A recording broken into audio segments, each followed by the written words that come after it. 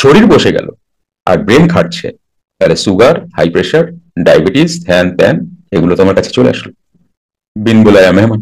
তোমাকে তাকে ডাকতেও হবে না, অটোমেটিক চলে আসবে তোমার কাছে, কারণ তুমি F3 মোড জেনারেট করে দিয়েছো তোমার।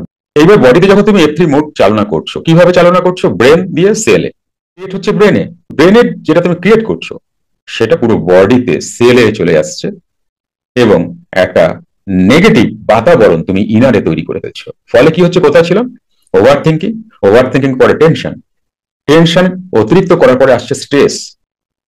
এটা 2 5 7 দিন 10 দিন যখনই চলছে, এর থেকে ক্রিয়েট হচ্ছে ডিপ্রেশন, ডিপ্রেশনের রোগী হয়ে যাচ্ছে ঘরে ঘরে, তাই না? তাহলে এখান থেকে তুমি বেরোবে কি করে? প্রথমে তো এই প্যাটার্নকে ভাঙতে হবে, আর এই প্যাটার্ন তুমি চাইলেও ভাঙতে পারো না। হিসাব করে দেখো, তুমি যে সংসারে আছো, তুমি যেটা চাইছো সেটা যখন পাচ্ছ না, তখন তুমি কি তোমার ওভার থিঙ্কিং কে বন্ধ করতে পারছো? ওভার থিঙ্কিং কে কন্ট্রোল করতে পারছো না, মানে সামনে কি হবে সেটা নিয়ে চিন্তা অভাব রইল না। সেই চিন্তা কোথায় এসে দাঁড়ালো?